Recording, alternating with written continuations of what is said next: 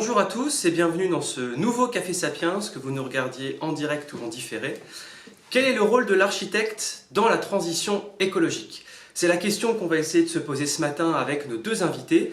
Bernard Cadot, tout d'abord, bonjour. Bonjour. Bernard Cadot, vous êtes un expert immobilier, vous êtes l'ancien président du réseau Orpi et vous êtes aussi le directeur de l'Observatoire Logement et Immobilier de l'Institut Sapiens que nous lançons aujourd'hui officiellement. J'en suis ravi. Plaisir est partagé. Et à mes côtés, Eric Cassard. Eric, bonjour. Bonjour. Donc du coup, vous êtes architecte, vous êtes fondateur du cabinet Arc & Spaces.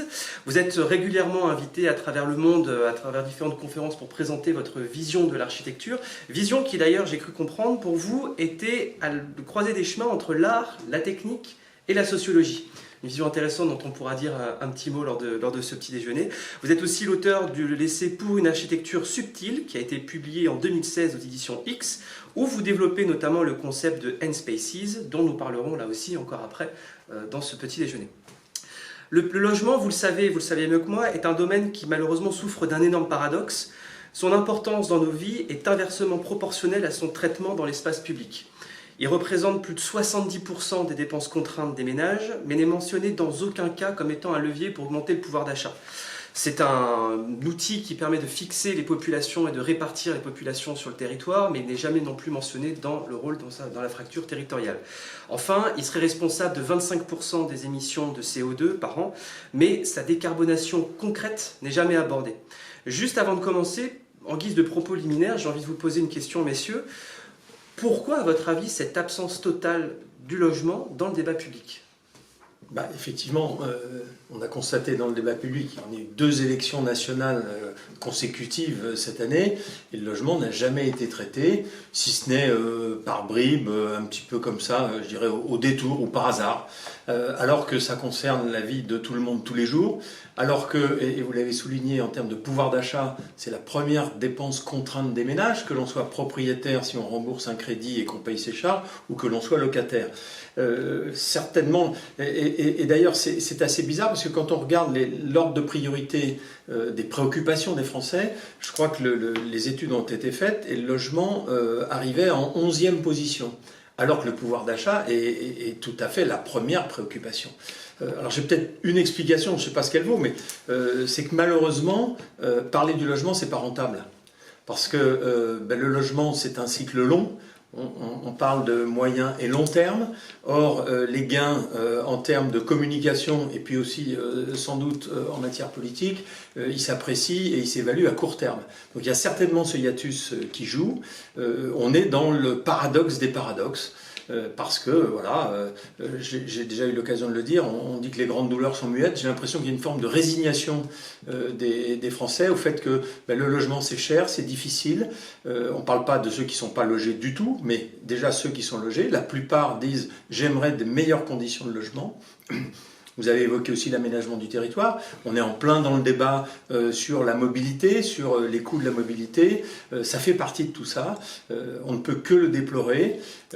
On espérait, nous professionnels, par exemple, que dans la composition du gouvernement, on puisse obtenir un ministère plein du logement avec des pouvoirs étendus. On a le droit de rêver. Malheureusement, c'est resté au niveau du rêve puisque c'est pas ce qu'on a obtenu. Donc c'est vrai que c'est un combat qu'il faut mener en permanence parce que, une fois encore, ça concerne tout le monde. Oui, moi je rejoins Bernard sur cette idée qu'on parle de temps long et que les politiques n'aiment pas trop l'idée du temps long. Mais je dirais surtout plutôt que de logement, je pense qu'aujourd'hui il est important de parler d'habiter et d'habitat, qui est une notion un peu plus grande que celle du logement, puisque j'habite un espace dans lequel je dors, dans lequel je vais travailler, je vais faire mes devoirs si je suis un enfant, je vais vivre en famille ensemble, mais j'habite aussi un petit peu plus large que ça. Et j'habite la ville, et c'est pour ça que pour moi ça fait un lien vraiment avec la ville, et que justement l'habitat ne devrait pas être limité à ce qu'on pourrait appeler le logement qui, disons, serait l'appartement ou la maison. Et à partir du moment où on élargit le concept, on se rend compte que habiter, c'est une façon de vivre. Et moi, j'aime bien dire que l'architecture, elle agit sur nous. C'est Winston Churchill disait que les bâtiments que nous construisons nous construisent. Et l'habitat, c'est vraiment le cas. Si on veut une population qui, je dirais, qui évolue dans le bon sens et puis qui est heureuse, et ben ça agit sur l'habitat, sur ce qui se passe autour de moi.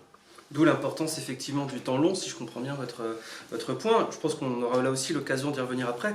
En parlant de temps long, il y a un temps long qui appelle à l'urgence immédiate, qui est celle de la question climatique. Donc on voit bien que la question climatique a été au cœur des politiques du logement ces dernières années. Je rappelle, depuis 2019, on a eu près de 4 lois qui justement ont concerné cet aspect-là, l'aspect écologique et environnemental du logement. Aucun autre secteur n'a été aussi touché, on va dire, dans ses fondements que le logement. Il y a aussi là une certaine injonction contradictoire, c'est parce qu'on fixe des objectifs de neutralité carbone au niveau du logement, mais on n'explique pas le comment. On explique le pourquoi, sinon qu'est-ce qui va se passer, c'est-à-dire cette fameuse interdiction de location des passoires thermiques, donc les logements considérés jusqu'à E, en DPE, F et E, d'ici 2034, 2028 pour les logements F, 2034 pour les logements E. Je rappelle un petit calcul qu'on avait fait à l'Institut Sapiens, on estimait que c'était environ 4,8 millions de logements qui sont amenés à être retirés du marché d'ici 2028, donc dans 5 ans, et que pour rénover ce parc de logements, on est aux alentours de 42 000 euros par logement, donc ça fait un total de 180 milliards d'euros à trouver dans 5 ans si on ne veut pas voir disparaître 15% du parc locatif. Je me permets de répéter les grandes masses parce que ça permet de voir aussi un petit peu les différentes injonctions contradictoires auxquelles est soumis ce secteur. D'ailleurs, un article récent de l'Opinion faisait état qu'en fait, ça pourrait être presque un logement sur 2 qui pourrait être amené à être retiré du parc locatif en Ile-de-France. Donc bon, on imagine la pagaille sociale que ça pourrait être. Et encore, je pèse mes mots. Est-ce que pour vous, ce calendrier justement imposé par le politique, avec l'injonction qui est de dire voici l'objectif, mais je ne vous donne pas les moyens ni les outils justement pour y parvenir, est-ce que c'est tenable ? Non, c'est pas tenable. Remarque liminaire. On vient de voir, vous l'avez décrit, 4 lois en 3 ans. Est-ce que c'est raisonnable lorsqu'on sait comment est fabriquée la loi, avec l'aval de la loi, c'est-à-dire les décrets, l'application, la pédagogie autour de la loi? Parce que bien évidemment qu'il faut fixer des objectifs, et c'est normal de les fixer. Encore faut-il qu'ils soient atteignables, et encore faut-il qu'on fasse la pédagogie de ces objectifs. Or, ça n'a pas été le cas. J'en veux pour preuve que la dernière loi, qui est celle de climat et résilience, qui est de l'été 2021, on a été amené, le législateur et le gouvernement étaient amenés à décaler les premières échéances qui avaient été prévues, parce que manifestement, ça ne fonctionnait pas.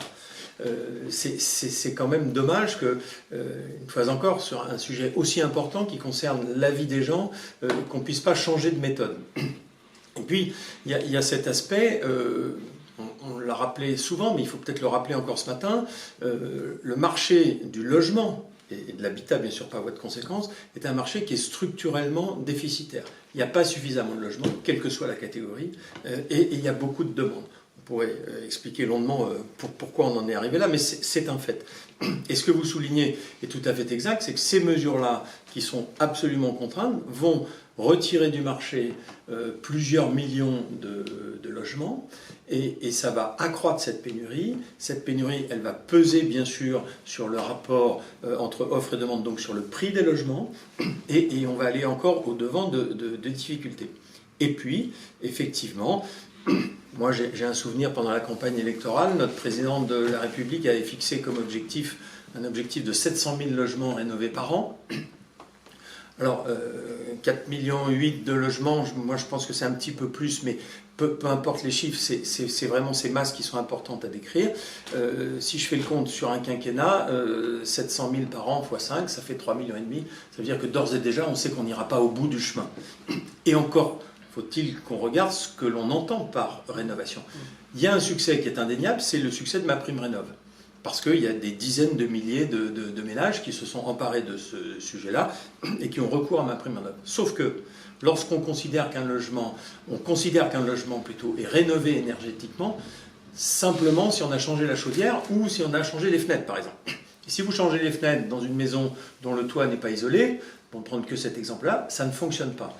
Et les chiffres sont têtus, ils le disent, environ 5 000 € en moyenne de PrimeRénov', pour un budget estimé de ce qu'on appelle la rénovation massive, c'est-à-dire efficace, autour de 50 000 €. Donc il y a un delta. Il faut aussi se poser la question, mais on y viendra peut-être tout à l'heure, de comment est-ce qu'on finance ça? Parce que là, on est vraiment au cœur de ces injonctions contradictoires, où on dit il faut faire ça dans un délai qui est très contraint. Et au passage, on n'a pas vérifié, et là encore, il faudrait qu'on s'interroge sur la capacité industrielle que l'on a à la fois essayer de résorber le déficit de logement via la construction, et aussi procéder durablement et correctement à la rénovation énergétique des bâtiments. Oui, je suis d'accord sur une partie, puis j'ai peut-être des avis un peu différents sur une autre, mais je pense que la question, la réponse est profondément contextuelle et systémique, alors qu'on voudrait trouver une recette. C'est-à-dire que d'abord, rénover un logement, entre être au nord de la France ou au sud de la France, c'est différent. Près de la montagne, près de la mer, il y en a un qui est plus humide, c'est différent. Ensuite, si on prend un logement en Île-de-France, être au cœur d'une ville ou à la périphérie, c'est pas la même chose. Si on est au cœur d'une ville, être exposé au sud ou au nord, c'est pas la même chose. Je veux dire par là, c'est vraiment un système. Et en fait, il n'y a absolument pas une réponse, il y a plusieurs réponses. Là où on est complètement d'accord, c'est sur le constat. C'est-à-dire, je pense que de ce point de vue-là, c'est positif que le prix de l'énergie augmente parce qu'il faut vraiment il faut consommer moins d'énergie et surtout consommer mieux son énergie. Ça, c'est clair. Mais on voit que la réponse, c'est pas du tout la même partout.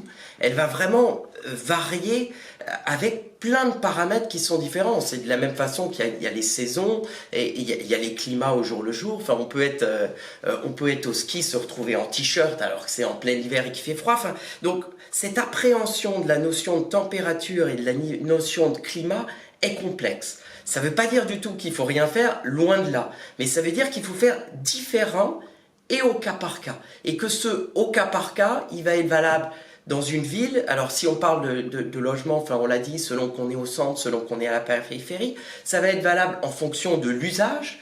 Combien de personnes ils vivent dans quelle taille d'espace. Et puis ensuite, j'aime bien avec ces F, G, tout ça, c'est de quoi parle-t-on? Est-ce qu'on ne pourrait pas définir demain une surface qui est ma surface d'hiver, une surface qui est ma surface, disons, mi-saison et été, parce qu'il faut arrêter de dire aussi que les passoires thermiques sont inutilisables, c'est faux. Elles restent utilisables à peu près 6 mois par an, c'est-à-dire quand les températures sont correctes. Donc ces bâtiments sont tout à fait viables. Par ailleurs, si on parle de rénovation énergétique, encore une variation, un bâtiment historique ne va pas du tout se rénover de la même façon qu'un bâtiment des années 70, parce qu'on va vouloir préserver une façade, préserver une architecture, ça va coûter beaucoup plus cher, il va falloir être beaucoup plus méticuleux. Donc peut-être que celui-là, il faut moins le rénover, ou le rénover avec des systèmes qui peuvent être actifs comme le numérique. Le numérique permet aussi, on y reviendra peut-être, mais un autre type de rénovation qui est une rénovation dynamique. C'est-à-dire aujourd'hui, on pense qu'on applique quelque chose à des objets qui est 100 personnes à l'intérieur ou 0 personnes à l'intérieur, ils agissent de la même façon, alors que tout ça peut se faire de manière dynamique. Là où je suis un petit peu moins d'accord avec Bernard, c'est sur le nombre de logements. Je pense qu'il manque des logements dans certaines zones, mais il y a aussi des tas de zones en France où il y a des logements qui sont inhabités. Et ça, c'est très triste parce qu'un logement, un bâti, une architecture qui est inhabitée va se détériorer encore plus vite. Et ça pose la question du carbone, ça pose qu'est-ce qu'on fait de ces espaces. Et surtout, on a de l'utile, c'est-à-dire on a des mètres carrés pour aller faire vivre des personnes. Alors ensuite, il manque peut-être l'activité économique à cet endroit. Alors, voilà, on rejoint les problèmes d'aménagement du territoire, parce que il faut que les gens puissent habiter pas trop loin de là où ils travaillent. Tout à fait, mais c'est totalement lié. Mais voilà, habiter pas trop loin d'où je travaille, mais pareil, habiter, qu'est-ce qu'habiter? Pourquoi habiter, c'est une résidence principale et quelque chose de fixe dans l'espace et dans le temps. Je veux dire, il pourrait être tout à fait concevable d'habiter différemment l'hiver et les autres moments, c'est-à-dire l'hiver parce qu'on a besoin de beaucoup chauffer. Ça peut être valable à l'échelle d'une ville moyenne. Pourquoi pas l'hiver, je me regroupe dans le centre-ville. Vous savez, dans le passé, dans nos habitats, il faisait beaucoup plus froid. On s'habillait dans l'habitat et on se déshabillait parfois à l'extérieur, parce qu'à l'extérieur, je fais de l'activité physique. Et les plus pauvres pouvaient se retrouver dans des places de village où il y avait des feux. Et c'est là qu'on se retrouvait pour retrouver la chaleur. Aujourd'hui, on est passé avec cette idée du logement sur une idée d'uniformisation, c'est-à-dire une famille, un logement, et ce logement doit répondre à tout un certain nombre de normes. Alors qu'à partir du moment où on considère que c'est un habité, et que c'est plus un logement donc fixe dans l'espace et dans le temps, mais c'est peut-être 2 habitats. Alors c'est pareil, si on parle de la question du travail, on peut tout à fait imaginer une famille se projeter avec un habitat individuel qui est un peu une passoire thermique, mais qui vont utiliser principalement l'été parce que c'est là qu'on est bien dans des régions reculées de France. Comme ça, en plus, on ramène de la consommation, on ramène des choses, on ramène de la vie dans ces espaces. Et à contrario, eh ben, je vais aussi avoir un espace plus petit au cœur de la métropole où ça coûte très cher, qui va être plus petit, il répondra peut-être pas à toutes les normes, et ça, plus mon grand habitat, quelque part, j'ai l'espace pour rêver. L'habitat, c'est aussi l'espace du rêve. C'est une généralisation de la maison secondaire pour tous les ménages, si je comprends bien votre... Bah, oui, enfin, on a l'impression qu'une maison secondaire, c'est toujours destiné aux plus riches. Enfin voilà, hein, vous prenez un habitat, je sais pas, qui s'achète 5 000 € du mètre carré. Au lieu d'avoir 80 mètres carrés à 5 000 € du mètre carré, vous en avez 40 à cet endroit et vous en avez 100 à 2000 plus loin. Eh ben, vous voyez, moi je suis pas en train de donner des recettes. Justement, ce que je reproche au logement, c'est d'essayer d'uniformiser une façon de vivre. Je dis pas du tout qu'il faut vivre avec multi-habitat, tout le monde, non, pas du tout. Je dis juste que aujourd'hui, les lois figent les choses et que si on veut résoudre ce problème qui est face à nous, du réchauffement climatique, du bilan carbone, il faut activer plusieurs leviers. Et aujourd'hui, on a l'impression qu'on en active qu'un, qui est un petit peu, enfin, vous voyez, un petit peu comme si j'étais médecin, allez, tout le monde sous antibiotiques. Non, ça dépend. Vous êtes différent de moi, qui êtes différent de... Parce que je crois que le logement est abordé et traité de manière réglementaire et technocratique, alors que c'est un sujet sociétal. Et que de ce fait-là, voilà, le législateur dit c'est comme ça, et effectivement c'est uniformisé, alors qu'il y a des nuances un petit peu partout. Mais c'est aussi pour ça qu'il y a besoin d'accompagnement, et qu'il y a besoin de professionnels pour induire la bonne solution au bon endroit pour la bonne personne, Ah bah ouais. indépendamment du financement. Ah ça, je suis persuadé. Enfin, et d'où le rôle de l'architecte. Je veux dire, un architecte aujourd'hui, c'est pas uniquement quelqu'un qui vous fait une façade et qui fait un bâtiment RE 2020. Je veux dire, ça, on sait le faire. Dans le neuf, attention, hein, c'est très très très important que nos bâtiments neufs, eux, répondent aux contraintes les plus fortes et soient les meilleures. Je veux dire, c'est 1% de notre parc qui se renouvelle chaque année. Malheureusement, on fait toujours un petit peu la même chose, c'est-à-dire c'est un petit peu les mêmes types d'habitat, justement, alors que la société a grandement changé en 50 ans. Enfin, c'est vraiment le question sociétale, justement, comment ça bouge quand même un petit peu avec le co-living, avec les projets comme ça. Alors, ils ne sont pas majoritaires, mais ça évolue quand même, non? Oui, c'est vrai. Pour moi, c'est un bon côté. Ça évolue pas assez loin. Et puis, toujours un petit peu trop, ça c'est mon point de vue, un petit peu trop sectorisé, c'est-à-dire le co-living, c'est pour les jeunes actifs, et on en est encore à créer une résidence étudiante, une résidence senior, et une vie. Alors que comment la synergie, l'écologie, c'est la mise en relation avec un milieu, et on est beaucoup plus fort si on est différent. Donc, réfléchir en écosystème. Oui, réfléchir en écosystème et utiliser ces synergies. Mettre des personnes âgées avec des plus jeunes, oui, avec des familles. Si c'est bien pensé, on en revient à ce que vous dites. Enfin, et là, moi, je défends mon métier qui est le métier d'architecte. Voilà, notre savoir, c'est un peu un savoir général, mais qui va permettre de mettre en place les synergies de ce système, les voir et trouver des réponses qui sont adaptées et contextuelles, et surtout pas des recettes. Alors, les Canadiens ont fait ça. Les Canadiens ont mis en place justement des écosystèmes qui vont du primo-accédant jusqu'à la personne qui serait aujourd'hui chez nous en maison de retraite. Oui, la notion de chaîne, en fait, Oui, tout à de fait. chaîne de valeur immobilière Oui. quasiment. Vous dites, alors là je pense qu'effectivement, si on reproche à la politique de figer les choses que vous dites et de penser trop dans la boîte, là on est carrément sorti de la boîte et je pense que c'est le but de ce matin. Dans votre approche décentralisée, ce que vous dites, moi, je trouve assez intéressant, si on rentre un petit peu effectivement dans le rôle de l'architecte dans ce côté rénovation, c'est très intéressant effectivement que la rénovation ne peut pas se faire la même chose si vous habitez à Royan ou si vous habitez au fin fond de l'Ardèche, parce que vous n'avez pas du tout les... Est-ce qu'aujourd'hui on a ne serait-ce que l'industrie et les compétences? Alors je pense qu'effectivement l'architecte, on a peut-être les ressources nécessaires en termes de membres d'architectes sur notre territoire pour pouvoir penser justement ces habitats-là, mais est-ce qu'on a l'industrie, l'ingénierie pour justement mettre en application cette rénovation différenciée? Alors peut-être 2028, j'ai compris que c'était trop tard, enfin que c'était pas possible, mais au moins d'ici 10 ans. Parce qu'on regarde les chiffres de manière concrète, malheureusement la filière du bâtiment a d'énormes pénuries de recrutement, il y a d'énormes tensions sur les approvisionnements au niveau international, qui du coup est très inflationniste. Vous avez des carnets de commandes qui sont malheureusement trop pleins, c'est-à-dire qu'il faut attendre très longtemps avant de pouvoir avoir des chantiers qui sont du coup en retard. Est-ce que du coup on pourrait arriver à développer cette approche différenciée, et sinon comment est-ce qu'on pourrait faire? Moi, je pense que l'ingénierie, on a une bonne ingénierie, mais on s'aperçoit, et ça, il y a vraiment des expériences qui ont été faites à l'échelle européenne. Par exemple, vous avez un bâtiment qui devient beaucoup plus performant énergétiquement, et donc les ingénieurs ont évalué sa consommation à X, et on s'aperçoit que sa consommation est toujours supérieure, parce que quand il y a plus de confort, finalement, je vais plus consommer. Et ensuite, on a la façon de construire. Là, par contre, on manque énormément. On manque de savoir-faire. Il y a vraiment une filière, c'est une filière qui n'est pas délocalisable. Vraiment, les ouvriers, les compagnons du bâtiment, on en manque beaucoup. Et il faut réapprendre des savoir-faire. Et il faut savoir que ces savoir-faire deviennent aussi plus techniques. Vous avez aussi toute la question numérique. Parce que vraiment, enfin, le numérique est aujourd'hui l'axe le plus rapide et qui coûte...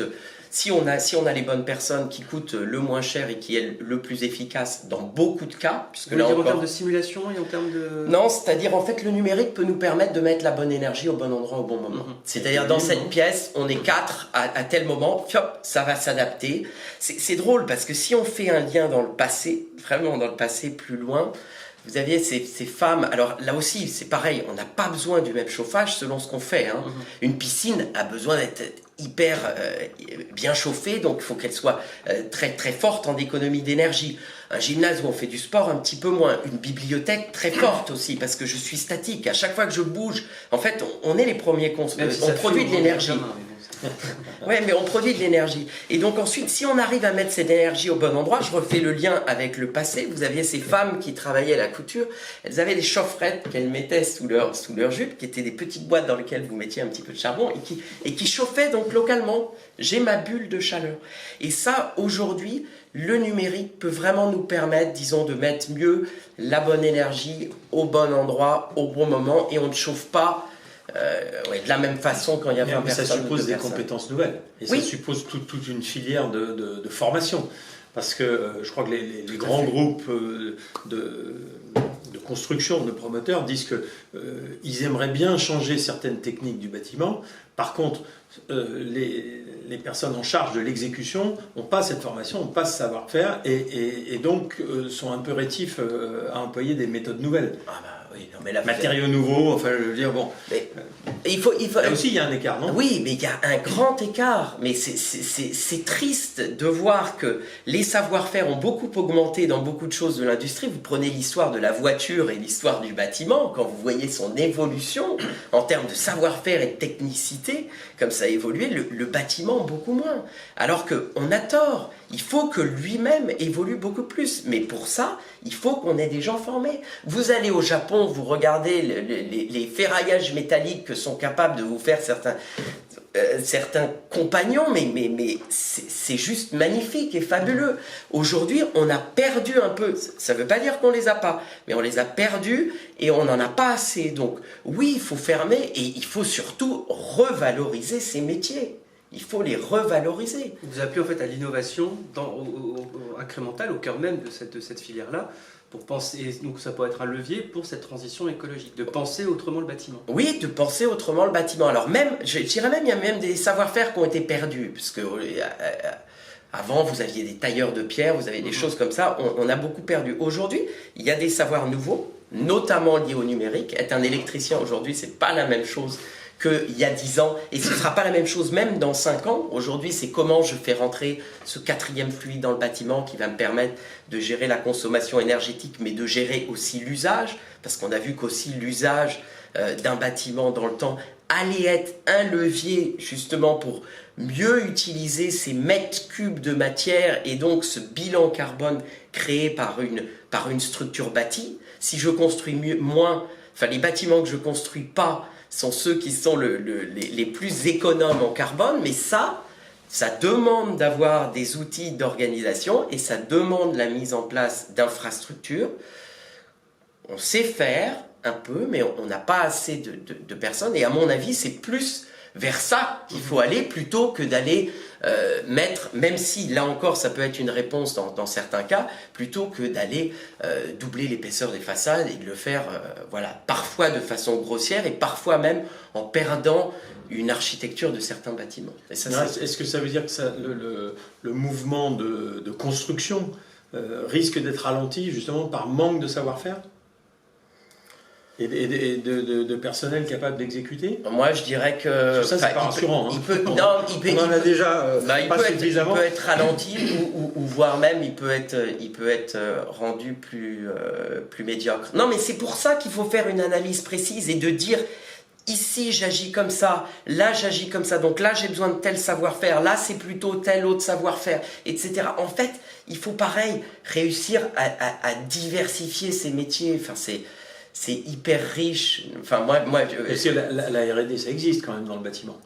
Oui. On arrive à sortir des bâtiments en impression 3D, bon, avec certainement des imperfections, mais j'imagine que ça peut être une piste. J'ai bien compris que ce n'était pas une réponse unique et univoque, hein, et qu'il y avait des réponses, mais ça en fait partie.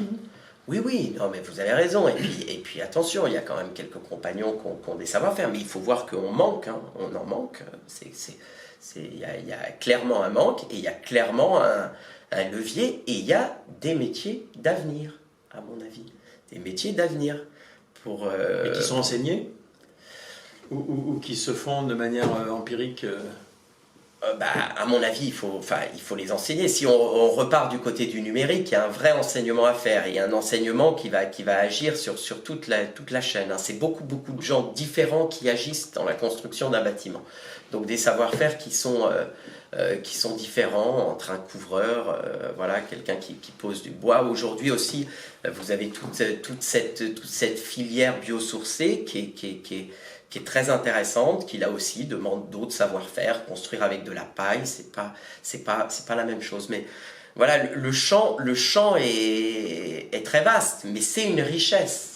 Avis à nos spectateurs, nos auditeurs, si vous avez des enfants, envoyez-les dans le bâtiment, c'est une filière d'avenir. J'aime bien ce côté un petit peu mettre l'imaginaire au service de l'innovation, mais pour finir sur ce point-là, d'un point de vue très concret, moi j'entends effectivement, et j'ai l'impression quelque part que tous les bâtiments qui aujourd'hui sont construits selon des normes d'hier, et donc du coup pas les normes que vous appelez, sont quelque part un gâchis. Est-ce que Bernard, vous sentez vous le secteur global, donc il y a effectivement il y a la R&D, il y a des filières qui se créent, mais peut-être d'un point de vue plus empirique, est-ce que vous sentez un mouvement global alors pas de l'architecte, mais d'agents immobiliers jusqu'aux gros entrepreneurs dans le BTP, qui est prêt et qui a compris et qui va dans ce sens-là? Quand on achète un logement, la tension du prix fait qu'on va vouloir peut-être raboter sur certains points. Je pense que c'est aussi inflationniste d'avoir des choses qui sont plus intelligentes, même si sur le long terme on s'y retrouve parce que c'est un investissement. Mais comment vous sentez du coup les acteurs entre marché et producteurs? Il y a malheureusement, selon les cas et selon les besoins des clients, il n'y a pas le problème du choix qui se pose, parce que quand on a besoin d'un logement, on a besoin d'abord d'un logement, avant de choisir la catégorie de logement. Maintenant, il est évident que la classification, on en revient à cette classification, aussi imparfaite soit-elle, la classification des logements va jouer dans le processus de décision des clients. Soit ça va jouer au niveau du prix dans le parc existant. Si j'achète un appartement classé F ou G, je ne vais pas vouloir le payer le même prix que si le même appartement était classé B, C, D ou peu importe. Bon, ça c'est sûr. Après, ça sera aussi ce vers quoi on va se tourner. Si par exemple j'envisage des travaux, je vais peut-être aller directement vers un mauvais classement parce que en faisant mes travaux, je vais augmenter la performance. Ça c'est une chose. Du côté des professionnels, il y a une vraie prise de conscience que l'ensemble de ce que j'appelle l'industrie immobilière, les agents immobiliers, notamment les intermédiaires, sont conscients du rôle qu'ils ont à jouer en termes de vecteurs, en termes de transmission de ces informations, et puis aussi de conseils auprès de leurs clients. Mais là encore, il y a toute une filière, je pense qu'il faut organiser par rapport à ça, avec ces contraintes réglementaires qui semblent finalement désuètes parce que on voit bien là au travers de nos échanges que entre le couperet réglementaire et puis la réalité, parce que un logement c'est là où on vit quoi, hein, et la vie de tous les jours elle peut changer du tout au tout selon que. Bon. Donc oui, il y a une vraie prise de conscience. Je crois que c'est un vrai vecteur de professionnalisation aussi de la filière. Demain, vous savez, le marché il est en train de se tendre en ce moment. Ceux qui auront la capacité d'apporter les bonnes solutions, les bons services et de créer de la valeur pour leurs clients, et ça fait partie de la création de valeur des professionnels, ils feront la différence par rapport à leurs concurrents. Oui, c'est plus un gadget. Hein, c'est plus un gadget. Les annonces immobilières sont, bien sûr, il y a cette obligation de mentionner le classement.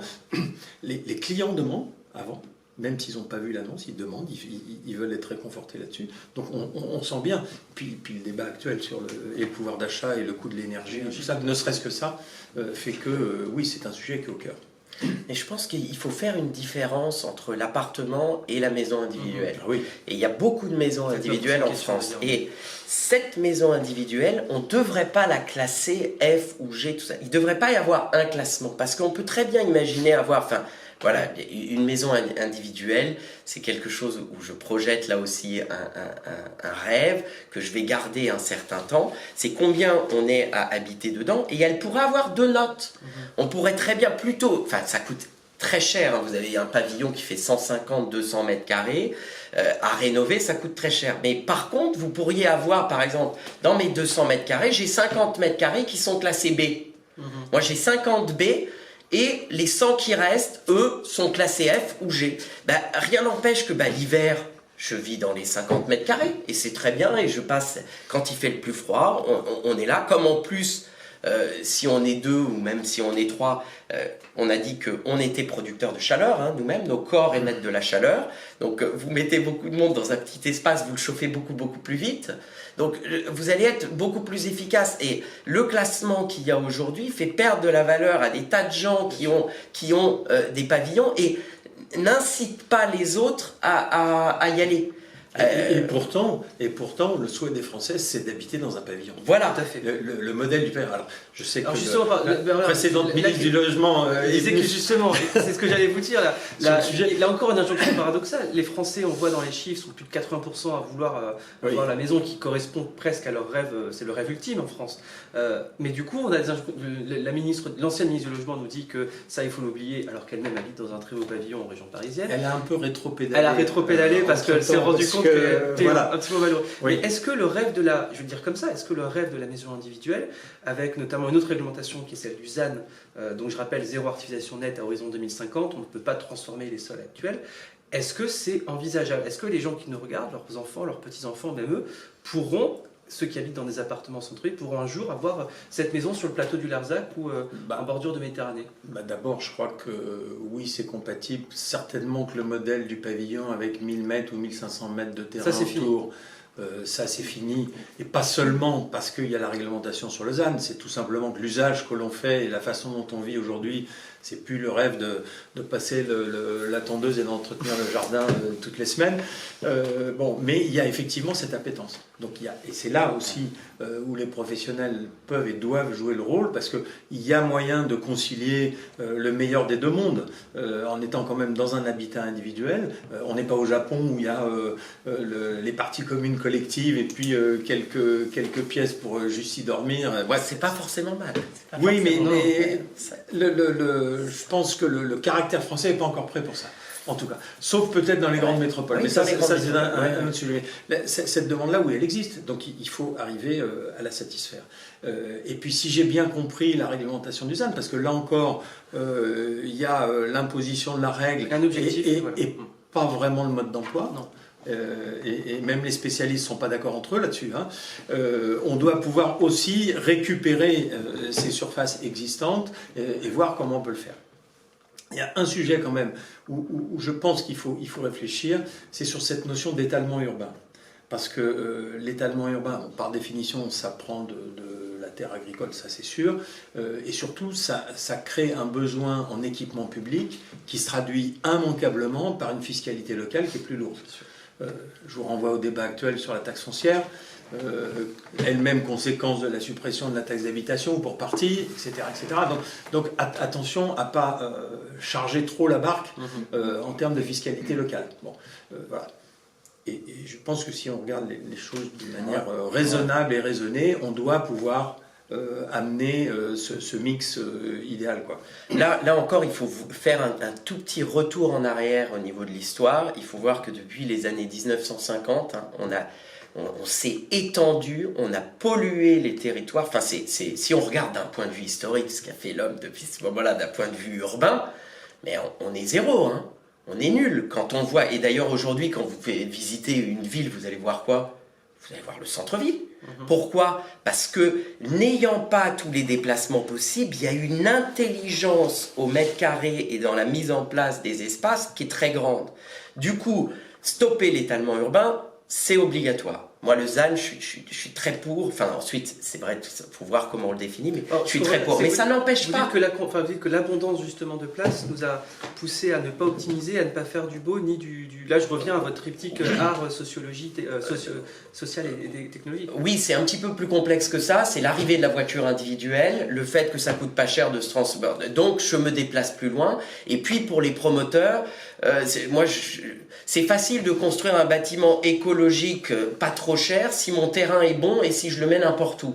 Ce qui est dur, c'est de construire dans une dent creuse urbaine. C'est demain de construire entre deux pavillons qui existent, un troisième pavillon et retrouver à mettre pour apporter la réponse que vous dites. Et parce qu'on n'a pas tous besoin de 1000 mètres carrés de jardin. Et parce que rajouter un petit peu de densité va permettre de développer davantage le transport à vélo plutôt qu'en voiture. Ça tombe bien puisque l'essence coûte de plus en plus cher, etc., etc.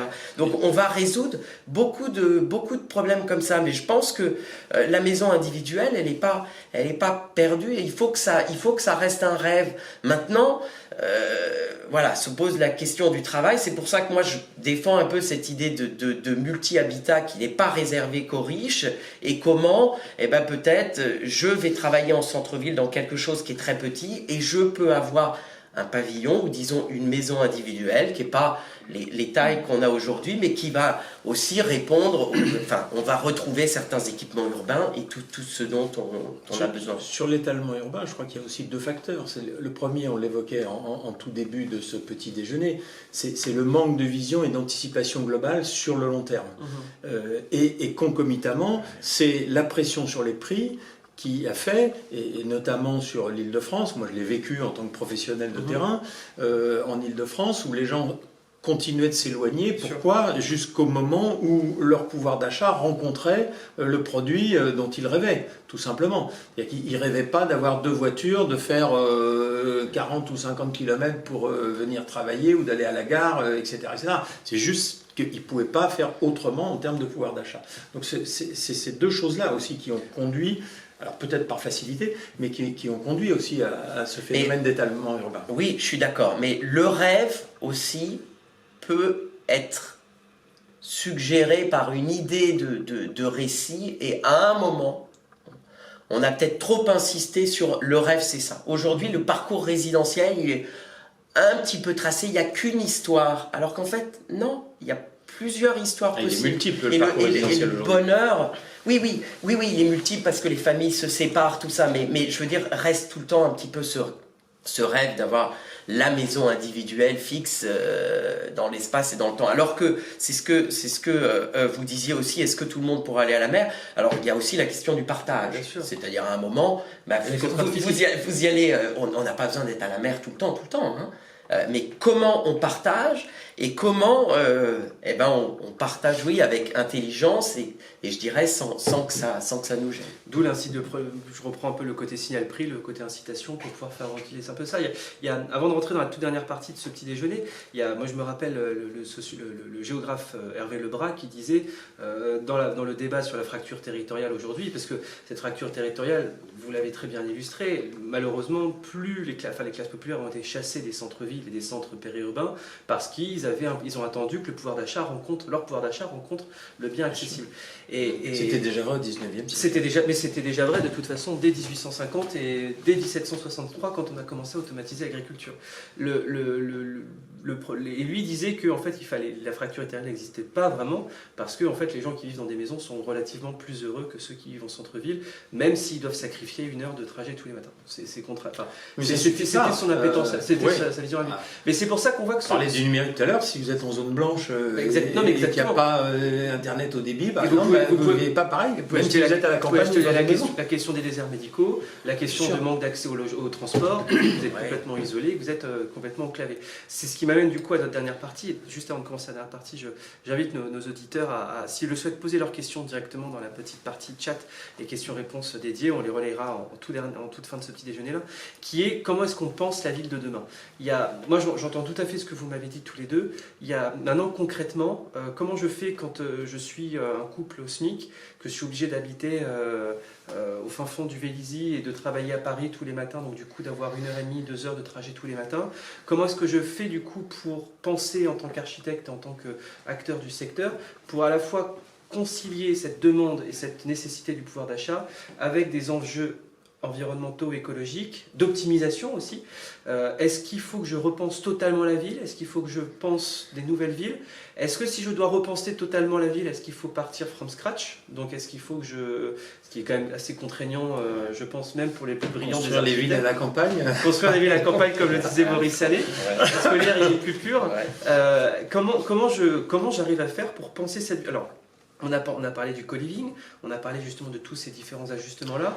On voit que la technologie aussi, les transports autonomes nous permettent de transformer le temps de transport en temps de travail, en temps de loisir. Comment je fais concrètement pour penser cette ville de demain qui est plus écologique et plus optimisée?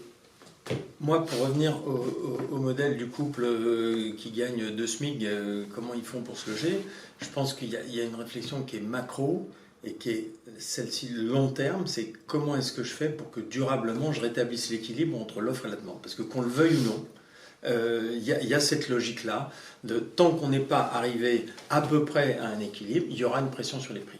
Après, c'est pas moi le spécialiste sur les villes, on parle des smart cities, on parle de toutes ces choses-là, mais si on veut vraiment sur les grands équilibres économiques et financiers, c'est rétablir offre et demande à quasi-parité pour éviter cette pression sur les prix. Et ensuite, et j'ai bien entendu l'aspect diversification et solutions multiples en fonction des secteurs qu'il peut y avoir. Mais c'est vrai que plus les gens ont des services autour d'eux, ont la capacité d'accéder à ceci ou à cela, mieux ils sont. Il y a eu une petite révolution sur la diffusion des annonces immobilières. Moi, j'ai eu la chance de faire partie de l'aventure de la création de Bien Ici, du portail Bien Ici. On a introduit les points d'intérêt et les distances et toutes ces choses-là dans la recherche immobilière. Ça a révolutionné complètement la recherche immobilière. Donc, on voit bien que les gens ont besoin de tout ça. Et on rejoint l'idée de l'habitat de tout à l'heure. Mais c'est pas moi le spécialiste sur la ville. Il y a deux choses. C'est vrai que c'est une question difficile pour l'histoire du SMIC. Mais n'oublions pas qu'il y a le logement social et qu'il y a une vraie politique de logement social à avoir, qui est une vraie réponse pour les centres-villes. Le souci aujourd'hui, c'est que quand on est dans le logement social, on rêve d'être propriétaire d'un pavillon. Et on a l'impression que c'est mieux. Et c'est comment on peut permettre à une famille à la fois de vivre dans le logement social peut-être le temps où elle est active et de préparer l'achat peut-être d'un pavillon dans une zone qui est plus reculée, et vous répondez à la réponse de faire revivre certaines régions de France, etc. Et vous créez une projection du rêve. C'est toujours l'idée du rêve, hein. Bachelard le dit, la maison individuelle, c'est le grenier que je vais pouvoir habiter, où je vais pouvoir me projeter, où je vais pouvoir faire des travaux. Il faut toujours cette idée de projection. Aujourd'hui, on la perd, surtout dans nos villes et pour ces gens-là. Une autre réponse... Du coup, l'idée de rêve, effectivement, elle est omniprésente, mais du coup, elle nourrit aussi un ressentiment, une frustration. Exactement, alors que si je suis dans un petit logement social, parce que malheureusement, il n'y avait pas de grand, donc je suis dans un petit, mais que j'arrive d'une certaine manière à être propriétaire plus loin en France, et je fais revivre cette région, je vais projeter mon rêve là-bas, j'habite quand même les deux. Et donc, mais ça aujourd'hui pareil, les lois nous empêchent ou tout de suite vont énormément taxer. Faudrait changer cette idée-là. Et puis l'autre réponse, moi je travaille beaucoup sur un concept qui s'appelle l'îlot actif, qui fonctionne autour du partage. Et on va partager, c'est-à-dire on a un habitat élastique où on peut tout faire dans un espace qui est un petit peu plus réduit, mais où je vais avoir la notion de mètre carré heure, c'est-à-dire d'espace-temps. Je pense vraiment que le rôle de l'architecte aujourd'hui, c'est plus d'organiser des espaces, mais c'est de coordonner des espaces-temps. Alors c'est complexe, on pourrait en parler pendant 1 heure, mais c'est comment on coordonne ces espaces-temps. Ça fait aussi refonctionner pour moi les concierges, donc tout un une nouvelle niche de travail qui évolue et qui est une clé. Les travailleurs de la ville sont une clé, ne l'oublions pas, on l'a vu pendant le Covid, c'est eux qui travaillaient, hein, les éboueurs, tout ça, eux ils continuent à travailler pour faire fonctionner la ville. Donc ça c'est une clé. Ensuite, la ville de demain, comment la construire? Évidemment avec celle d'aujourd'hui. 1% des bâtiments neufs, ils doivent être tous différents de ce qu'on construit aujourd'hui, avec des modes d'habiter qui sont différents, peut-être autour de ce partage, pour faire un petit peu contrepoids. Là encore, on ne défend pas qu'une seule façon d'habiter, on défend diverses façons d'habiter, mais aujourd'hui, ça coûte de plus en plus cher de vivre dans ces centres-villes. On a des outils formidables, j'en reviens, le numérique, qui va nous permettre de mieux partager l'espace dans le temps. On met en place, on crée ces nouveaux concepts, donc nous, on en a développé un qui est l'îlot actif, il peut y en avoir d'autres qui va nous permettre de mieux échanger. Un petit peu, vous l'avez dit, le co-living est un début de ça. Vous avez aussi de l'autre côté quand même l'habitat participatif, où les gens se mettent ensemble, qui est aussi un début. Les coopératives, comme on a beaucoup en Suisse, qui est vraiment les béguinages aussi, ouais. Et oui, d'ailleurs, dans l'ouest de la France. Oui, d'ailleurs, c'était intéressant. On dit la maison individuelle. Ouais, il y avait le dans l'est aussi, Gaudin. ça se fait beaucoup de partager le logement par famille. Ouais. Gaudin, familistère de Guise, au 19e siècle, les gens étaient très heureux. Parce que là encore, on peut être heureux dans l'appartement si on a de l'espace extérieur, si on a les aménités qui vont bien à proximité de chez soi. C'est juste 2 vies qui sont différentes. Il y en a qui préfèrent comme ça, d'autres comme ça, mais il faut répondre. Donc oui, les 1%, on fait tout différemment. Et surtout, on ne crée pas des choses fermées sur eux-mêmes, mais des choses qui agissent sur l'existant. C'est-à-dire le neuf doit agir sur l'existant. Si je reviens à l'idée de partage, nous, l'îlot actif, j'ai des mètres carrés heure. Mon habitat de demain, je vis dans 50 mètres carrés plus 900 mètres carrés heure par mois. C'est ça mon loyer pour lequel je paie. Et je prends 30 mètres carrés pendant 3 heures. Je vais avoir dépensé 90 mètres carrés heure de mon forfait. Et de la même façon, ça peut s'ouvrir vers l'extérieur. C'est pour ça que c'est actif. Et donc j'habite à 100 mètres de ça, je sais pas, je donne des cours de musique, et ben je vais pouvoir utiliser un espace, j'ai l'anniversaire de mes enfants, je vais pouvoir utiliser un espace qui sera peut-être la salle de réunion, même d'espace de bureau, mais là encore, la conception doit être différente aujourd'hui. Aujourd'hui, vous avez vraiment beaucoup de ressources qui ne sont pas accessibles parce que les bâtiments n'ont pas été pensés comme ça. À différence que, là encore, si on prend l'haussmannien par exemple dans Paris, il s'est beaucoup transformé parce qu'il est intelligent, il est divers. Vous avez des hauteurs sous plafond qui sont plus variées selon les étages. Les étages, oui. Voilà, donc facilité de transformer en bureau. Vous avez les accès qui sont plus grands parce que vous aviez l'accès pour les domestiques et l'accès principal, mais ça crée de la résilience. Vous avez les petites courettes, enfin vous avez... Donc, surtout pas une réponse uniforme, mais... Et les réponses varient. Pardon de vous couper. Et la transformation des bureaux en logement? La transformation. C'est une des solutions. Oui, c'est une des solutions à certains Pas la seule, endroits. mais Bien sûr. Mais on a tout un panel. C'est pour ça que si vous venez me voir demain, moi, en tant qu'architecte, selon que, je sais pas, vous avez énormément de bureaux, on va réfléchir lesquels on rénove d'abord, comment, quoi, est-ce que ça on les transforme, etc. Un centre commercial, enfin là on change complètement de sujet, mais est-ce qu'on rénove tout le centre commercial, est-ce que c'est qu'une petite partie, enfin voilà, il faut vraiment penser en système et réfléchir au cas par cas. Saucissonner un petit peu et avoir une approche très différenciée. Oui, alors en silo quoi. On a les idées bousculantes, j'ai envie de dire, que vous avez soulevées ce matin, en tout cas qui bousculent nos certitudes, ont énormément fait réagir. Il y a beaucoup de questions, donc on va essayer de tout répondre dans les 9 minutes qui nous restent. Première, donc je vous demanderai des réponses très concises. Premièrement, donc 2 idées pour les logements écologiques. Donc quand on parle de prévoir des panneaux solaires sur les toits et la réutilisation de l'eau usée des douches, notamment pour le réservoir des salles d'eau, est-ce que vous en pensez? Est-ce que c'est gadget, c'est accessoire ou ça peut être vraiment structurel et structurant? Ah non, c'est intéressant. Vraiment, le solaire thermique est aujourd'hui ce qu'il y a de plus efficace. L'eau conserve la chaleur, ça coûte cher à chauffer, donc ça c'est vraiment quelque chose d'efficace. La question de l'eau, on est bien, je pense que ce sera la question des années qui arrivent, qui est complexe. Donc oui, il faut commencer à mettre en place ça. Mais oui, les bâtiments doivent devenir autonomes, mais autonomes en réseau. Là aussi, j'en reviens, ça ne veut pas dire quelqu'un qui est au nord ou qui est à l'ombre d'une grande tour, il faut quand même construire à ce moment-là. C'est l'autre qui lui donne de l'énergie quand il en a besoin. On s'entraide. Autre question, donc on nous pose la question des gains de productivité dans le secteur du logement par rapport à d'autres industries. Est-ce que c'est ça qui pourrait expliquer le manque d'investissement, peut-être le manque de vision qu'on pourrait y accorder, parce qu'il n'y a pas de retour financier direct? Alors, il y a un retour financier. Et moi, en ce moment, je travaille justement sur ces sujets-là pour démontrer que le logement, c'est résilient, c'est tangible, c'est non délocalisable, et quand c'est bien traité et je dirais bien géré, il y a un retour. Il y a un vrai problème qui est un vrai sujet qui est celui de la confiance. Est-ce que j'ai confiance? Alors que je sois un particulier, et là on renvoie à tout un débat autour du statut du bailleur, de comment est-ce que je suis considéré si j'investis, parce que le petit logement que je vais acheter, il va servir, c'est l'effet colibri, hein. Le petit logement que je vais acheter, il va servir autant que la tour qu'un gros investisseur va pouvoir construire. Et puis il y a les gros investisseurs qui jusqu'à présent ne regardaient pas trop le domaine du bâtiment, et notamment du logement résidentiel à prix raisonnable, hein, et qui commencent à s'y intéresser parce que, et c'est là où il faut apporter beaucoup de services et créer beaucoup de valeur pour à la fois rassurer et assurer la pérennité, parce qu'il y a des systèmes qui permettent ça. Donc oui, maintenant, vous l'avez bien compris, c'est quelque chose de très long à mettre en route. La confiance, ça se détruit très vite et ça se construit lentement. Et ça ne se décrète pas. Voilà, et ça ne se décrète pas. Donc il faut amener la preuve de ça. Et on est en train d'amener la preuve de ça.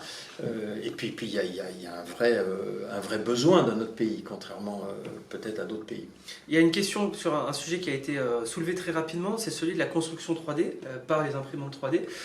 Donc là, la personne qui la pose notamment dit que quand c'est géré par un algorithme, on peut diviser jusqu'à par 100 le coût de construction. Alors, par 100 le coût de construction, ce que me dit la personne. Bon, en tout cas, il y a en tout cas une baisse à la construction, je pense que c'est indéniable, et surtout en termes de rapidité. Mais je crois que techniquement, on ne sait pas faire plus que R+1, hein, c'est ça? Non, mais je pense que pas faire un immeuble en 3D. En Chine, ils arrivent à faire certaines choses. Enfin, ils commencent, mais c'est surtout qu'on fera pas l'entièreté. Oui. Non, mais on fera pas l'entièreté. Là encore, c'est un outil. Mais c'est un parmi d'autres. Voilà, c'est un parmi d'autres, mais oui, exactement, et qui va permettre, c'est vrai, les tâches les plus simples, mais c'est comme dans l'industrie ailleurs, les tâches les plus simples vont pouvoir être robotisées.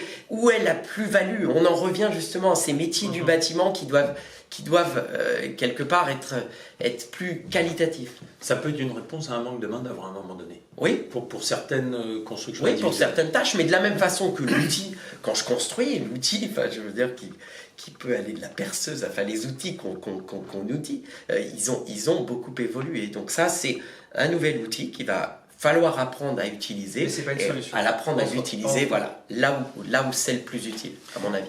Il y a une question, alors je pense que là, vraiment, je pense que vous avez deux avis contraires là-dessus, donc il faudra faire le plus restreint possible. Pour améliorer l'offre de logement, peut-on jouer sur le levier de la réglementation du foncier, c'est-à-dire autoriser plus de terrains à être constructibles, voire être constructibles par défaut? Il nous faudrait 1 heure pour y répondre, je pense. Parce que Oui, vous avez faut 4 pouvoir heures. du maire.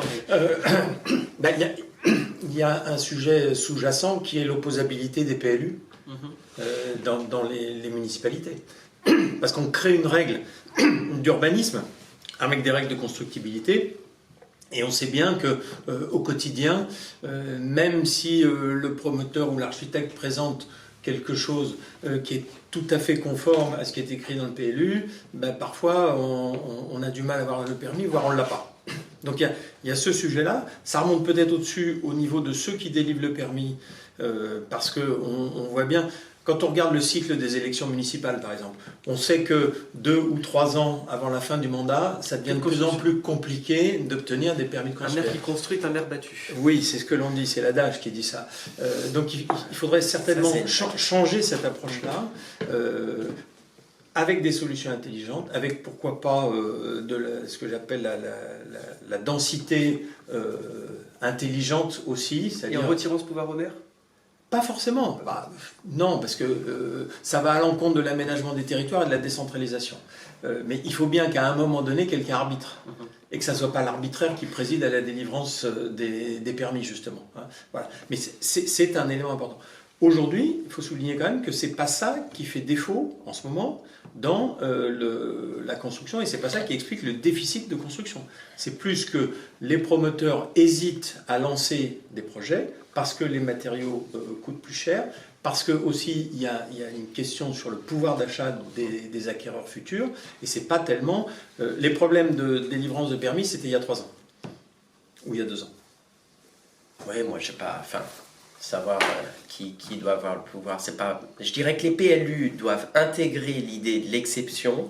Ça, il y a un vrai problème, c'est que il faut construire la ville pour demain, c'est-à-dire, entre guillemets, il faut construire la ville pour les gens qui y habitent, mais aussi pour nos enfants. Moi, je construis pour nos enfants. Et donc, qui défend la voix des enfants ? Et ben, cette voix des enfants devrait être défendue quelque part dans le politique. Mais une ville n'est jamais figée. C'est ça qui est beau. C'est que ça change. Mais quand on vit dedans, on n'a pas envie que ça change. Oui. C'est un peu... Donc, il faut trouver le rêve et la contrainte de la réalité. On revient toujours à... Il y a une toute dernière question pour la minute qui nous reste. Pourquoi les immeubles dans lesquels certains équipements prenant de la place, comme les machines à laver, où ils sont partagés, n'existent pas en France? Moi j'ai souvenir effectivement de fois vous avez des sous-sols aux États-Unis, vous avez des sous-sols où il y a 50 machines à laver, et du coup on économise 2 mètres carrés dans son logement. Et on peut imaginer au Japon, mais ça pour d'autres. Pourquoi ça n'existe pas? Est-ce que c'est culturel? Oh, ça se fait, ça commence à se faire, mais enfin on pourrait partager beaucoup plus que ça. La machine à laver, pourquoi pas? Et encore, ça dépend des cas, mais vraiment, on peut aller beaucoup plus loin. Enfin, nous, avec l'îlot actif, vraiment, on réfléchit à cette idée de partage, de mètres carrés heure, et comment, du coup, on utilise mieux cet espace dans le temps. Mais c'est vrai que la machine à laver, c'est souvent l'image qui vient en premier, avec le parking aussi. Parce que ça commence à se mettre en place, enfin, on commence à se rendre compte. Il y a des startups qui organisent justement la rotation des parkings, entre autres. Très Bon, une toute dernière question. Bernard, vous aviez cité effectivement l'objectif de 700 000 logements par an à rénover. Est-ce que pour vous... Il y en aura moins de 200 000 cette année. Hein. Bah voilà, c'est la question. Est-ce que combien est-ce qu'on va réellement faire pas à la fin de l'année, mais on pense que ce sera 200, peut-être 250 000. Mais... Donc à moins d'un quart de l'objectif. C'est pas pour autant qu'il ne faut pas fixer cet objectif, hein, parce qu'il y a un côté prise de conscience. Mais c'est vrai que voilà, on va pas y arriver comme ça. Et il faut, et j'insiste beaucoup là-dessus, il faut absolument apporter des solutions de financement à celles et ceux qui ont pris conscience qu'il fallait faire quelque chose, mais qui n'ont tout simplement pas les moyens. Si vous avez 65 ou 70 ans aujourd'hui, et que vous allez voir votre banquier pour demander un crédit de 40 ou 50 000 euros pour rénover votre logement, on vous l'octroiera pas. Donc oui, j'avais proposé d'imaginer une sorte de viager hypothécaire, c'est-à-dire que si la rénovation énergétique, c'est un effort de toute la société, c'est un effort collectif, il faut qu'il y ait une solidarité par rapport à cet effort-là. Et cette solidarité, elle peut s'exprimer. Ceux qui ont les moyens, ils payent, puis ceux qui n'ont pas les moyens, on va les aider, mais c'est pas gratuit. Et lorsqu'il y a la mutation du logement, eh bien, les autorités qui ont prêté pour réaliser paieront sur la mutation du logement, que ce soit une donation, une vente ou que sais-je, parce que c'est de l'argent public, voilà, tout simplement. Et peut-être que grâce à ça, on pourrait atteindre collectivement un objectif qui est absolument indispensable. Ça, c'est sûr. Oui, enfin, on peut agir sur le coût de l'énergie. Je pense que le coût de l'énergie, les premiers kilowattheures par mètre carré, devrait coûter peu cher pour que les gens puissent se chauffer un minimum et ensuite ça peut avancer de façon... Un bonus-malus. Voilà. Quelque chose d'exponentiel, il y a beaucoup d'économistes qui développent cette idée-là, effectivement. Ouais, je pense que c'est intéressant. Et dans le neuf, c'est construire moins mais construire mieux. Il faut accepter, ça va coûter plus cher. Enfin, mais ça dure dans le temps. Enfin, une ville se construit, regardez, Paris...